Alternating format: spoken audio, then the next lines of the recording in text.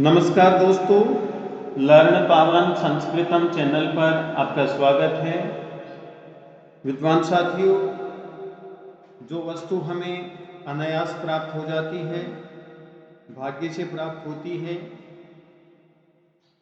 कम प्रयत्न करने पर अधिक हमें फायदा होता है, तो हमें विवेक और बुद्धि के अनुसार पुरुषार्थ करते हुए उसका सदुपयोग करना चाहिए, जिससे हमें अपने जीवन में सफलता प्राप्त हो सके।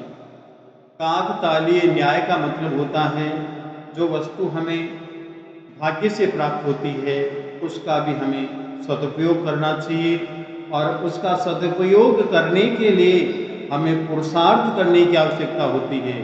पुरुषार्थ का मतलब होता है उसका उपयोग हम कैसे करें, ये हमें परिश्रम करने की आवश्यकता होती है।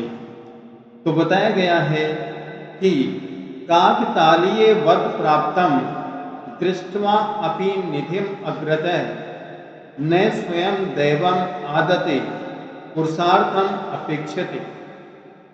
काकतालीय न्याय से प्राप्त हुई धनराशि को अपने आगे देखकर भी, अर्थात सामने उपस्थित होने पर भी दैव उसे स्वयं उठाकर नहीं देता है, बल्कि उसके लिए भी व्यक्ति को स्वयं प्रयास करना पड़ता है। जो वस्तु हमारे सामने उपस्थित है, रखी हुई है, उस रखी हुई वस्तु को कोई देवता हमें आकर के नहीं देगा, अर्थात उसको प्राप्त करने के लिए हमें परिश्रम तो करना ही पड़ेगा। इसलिए जीवन में सफलता प्राप्त करने के लिए पुरुषार्थ अर्थात परिश्रम अवश्य करना चाहिए। काकतालीय न्याय से तात्पर्य है दैव संयोग अर्थात भाग्य से। जैसे एक कौवा बैठा हुआ था, उसी समय दैव योग से अकस्मात ताड़ फल गिर पड़ा, यही काकतालीय न्याय है। अचानक प्राप्त होने वाली धनराशि, अचानक होने वाली कोई घटना, इसको बोलते हैं काकतालीय न्याय।